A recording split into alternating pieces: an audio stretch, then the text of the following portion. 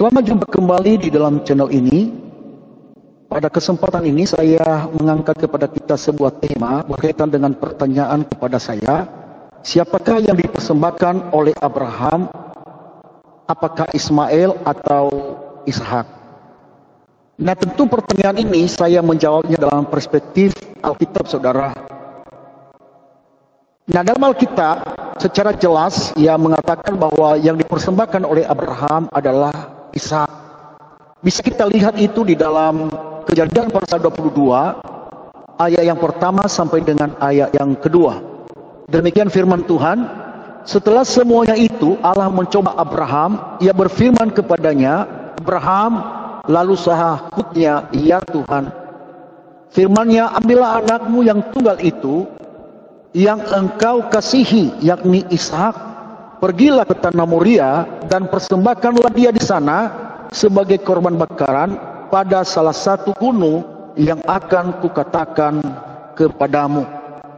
Jadi jelas Alkitab mengatakan ya bahwa yang dipersembahkan oleh Abraham, yang diminta oleh Tuhan adalah anaknya yang tunggal, yang dikasihinya.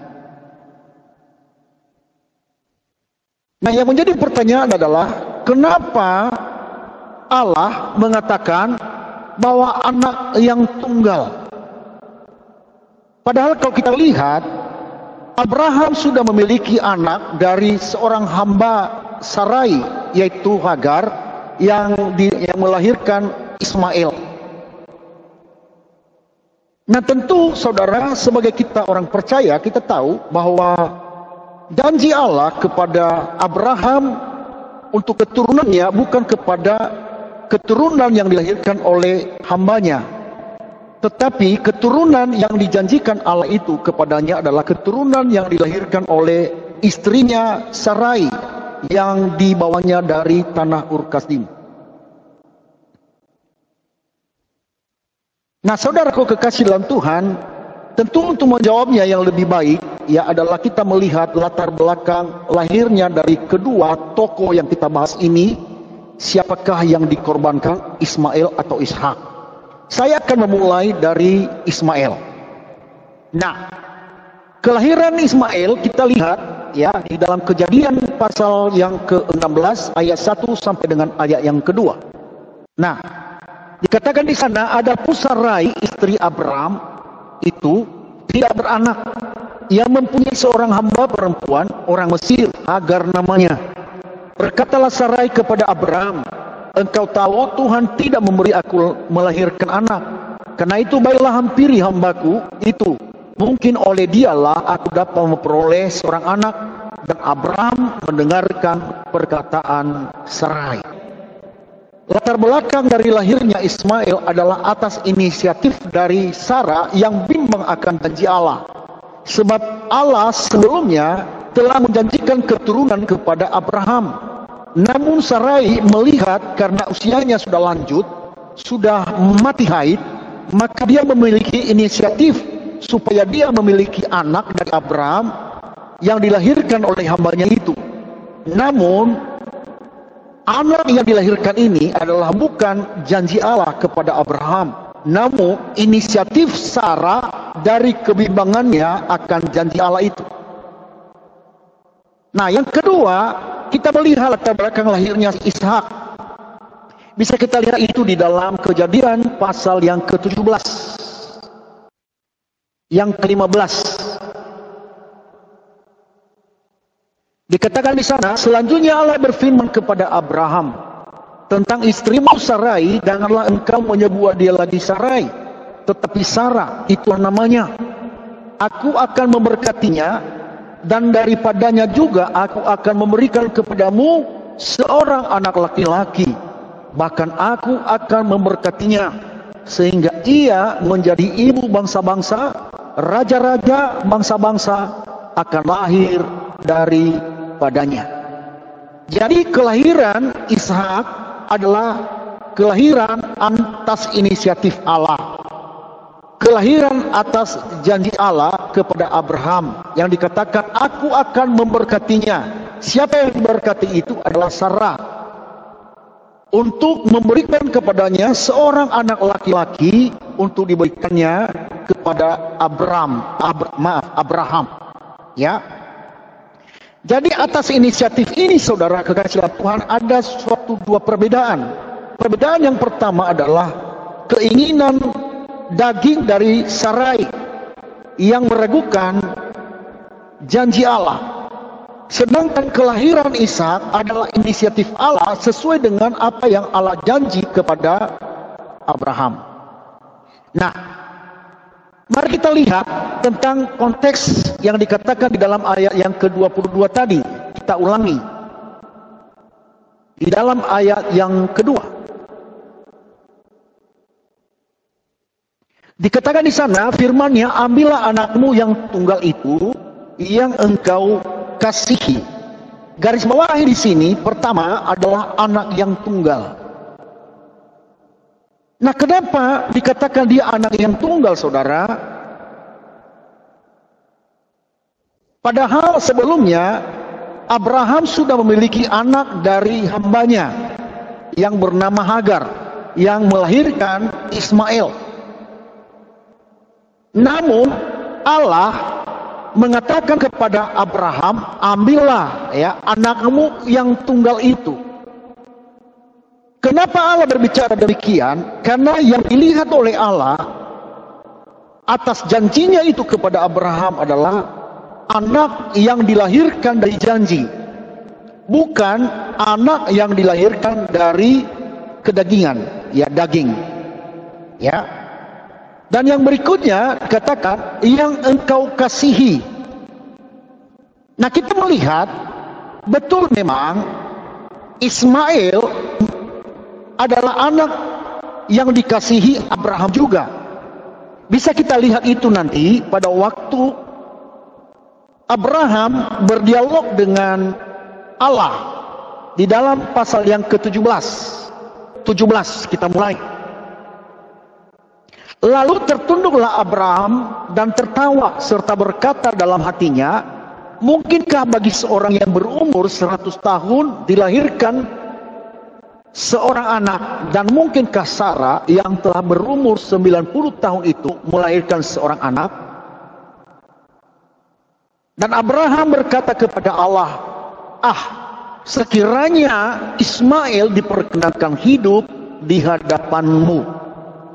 Nah, di dalam ayat yang ke-18 ini, Abraham mencoba menawarkan kepada Allah supaya Ismail itu berkenan di hadapan Allah, agar Ismail itu menjadi anak yang dikenan oleh Tuhan di dalam hadiratnya, di hadapannya. Tetapi ayat yang ke-19, Allah berfirman, tidak, melainkan istrimu Sarah lah yang akan melahirkan anak laki-laki bagimu, dan engkau akan menamai dia Ishak, dan aku akan mengadakan perjanjianku dengan dia menjadi perjanjian yang kekal untuk keturunannya. Di sini kita lihat Allah menolak permintaan Abraham itu untuk dijadikan Ismail ini adalah anak yang dijanjikan oleh Allah itu. Allah menolak permohonan Abraham ini menjadi Allah yang dikenan oleh Tuhan. Dikatakan di sini bahwa tidak, melainkan istrimu Sarah lah yang akan melahirkan anak laki-laki bagimu. Berarti Allah sudah menolak Ismail ini, saudara, ya, untuk menjadi anak perjanjian, menjadi anak yang dikenan oleh Tuhan. Itulah sebabnya saya katakan mustahil Ismail itu anak yang dipersembahkan oleh Abraham menjadi anak yang dikasihinya. Melainkan yang dikasihi oleh Abraham itu sesuai dengan janji Allah kepadanya, yaitu Ishak. Ada lagi sumber yang lain yang mengatakan bahwa Ishak adalah anak yang dikasihi oleh Abraham. Mari kita lihat di dalam Kejadian pasal 25. Kita melihat di dalam ayat yang kelima, Abraham memberikan segala harta miliknya kepada Ishak, tetapi kepada anak-anaknya yang diperolehnya dari gundik-gundiknya, ia memberikan pemberian kemudian ia menyuruh mereka masih pada waktu ia hidup meninggalkan Ishak anaknya dan pergi ke sebelah timur, ke tanah timur. Jadi kita melihat di sini ayat kelima tadi, Abraham memberikan segala harta miliknya kepada Ishak.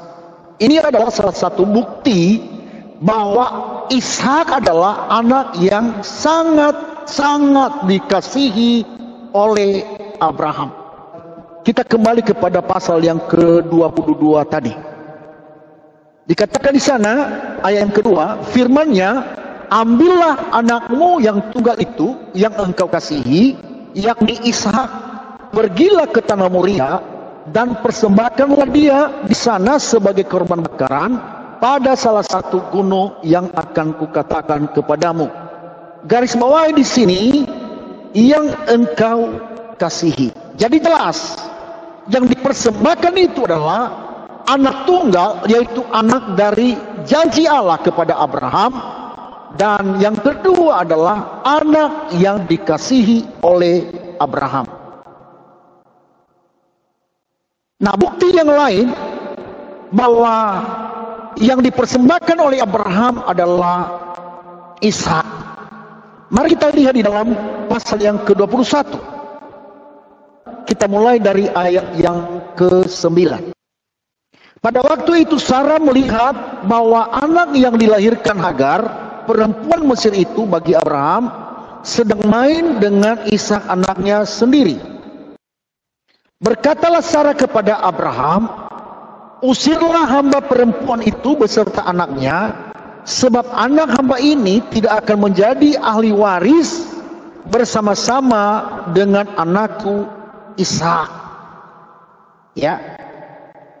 Nah, kita melihat di sini, ya, sebelum Allah meminta Abraham untuk mempersembahkan anaknya itu, yaitu Ishak, Ismail sudah diusir dari rumah Abraham. Ya. Jadi mustahillah kalau Allah meminta kepada Abraham untuk mempersembahkan Ismail, karena Ismail sudah keluar dari rumah Abraham. Nah, mari kita lihat berikutnya. Di dalam ayat yang ke-11. Hal ini sangat menyebalkan Abraham oleh karena anaknya itu. Tetapi Allah berfirman kepada Abraham, janganlah sebal hatimu karena hal anak dan budakmu itu.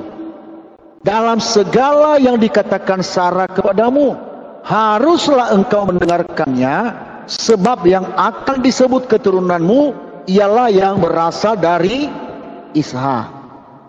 Jelas ya? Jadi itu yang dikatakan oleh Allah kepada Abraham. Ya, anak yang dari Sarah itu, yaitu Ishak, itulah yang menjadi keturunanmu. Keturunan yang dimana Allah berjanji kepada Abraham. Jadi sangat jelas. Nah, pertanyaannya lagi adalah, ada orang yang mengatakan atau menuduh bahwa Alkitab orang Kristen ini dalam konteks ini sudah dipalsukan.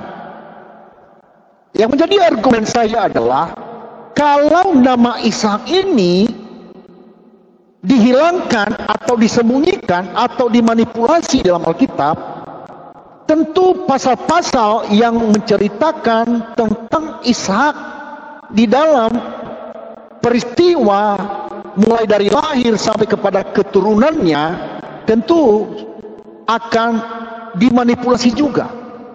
Ya, itu yang pertama. Yang kedua adalah, tentu saat ini banyak orang yang mencari-cari manuskrip Alkitab yang sesuai dengan apa yang menjadi keinginan mereka. Dan sampai hari ini hal demikian tidak dapat dibuktikan, karena memang Alkitab adalah tidak pernah berubah dari zaman di mana Allah menurunkan perintah firman-Nya ini kepada Musa sampai hari ini. Alkitab tetap terjaga, baik itu perjanjian lama maupun perjanjian baru. Kalau ada yang menuduh bahwa Alkitab adalah palsu, maka harus bisa menunjukkan yang mana aslinya. Dan saya percaya mustahil mereka bisa menunjukkan hal demikian. Tetapi saya percaya Alkitab yang palsu adalah Alkitab yang menjangkal bahwa Yesus Kristus adalah anak Allah, Yesus Kristus adalah Tuhan, Yesus Kristus adalah telah mati dan bangkit pada hari yang ketiga, dan telah naik ke surga dan akan datang kembali untuk kedua kalinya, untuk menghakimi orang yang hidup dan yang mati. Kiranya penjelasan saya ini memberkati Bapak Ibu Saudara sekalian. Maranatha, Tuhan Yesus segera datang kembali. Amin.